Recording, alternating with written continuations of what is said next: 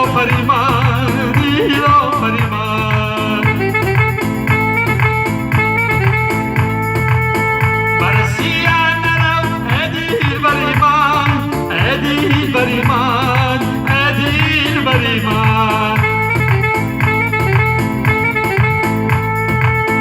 برسیان نرو رنجیده بشی رنجیده بشی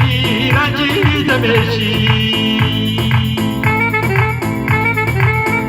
اگر رنجیده شی خاک بر سری من خاک بر سری من خاک بر سری من گلی یا بلبلی یا باغبانی چرا در بوستا دیگرانی چوی امروز غنچه‌ای یک بوسه بده که فردا رو شوی از دیگرانی از دیگرانی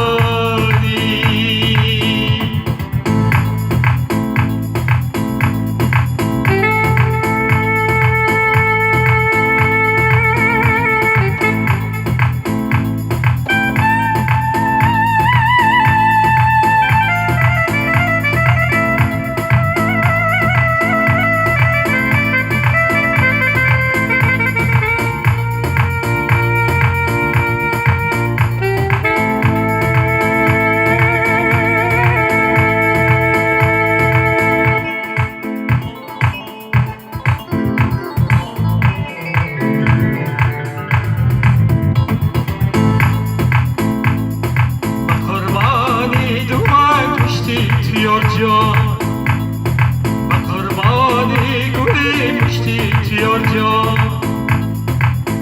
با قربانی گلی مشتی تیار جان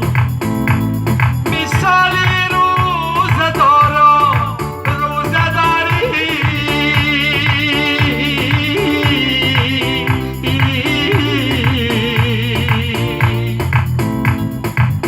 با قربانی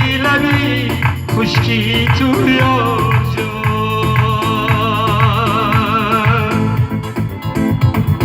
گلی لاله گلی دیلا فریمان دیلا فریمان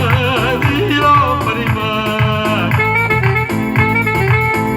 برسیان نرو ادیل بریمان ادیل بریمان ادیل بریمان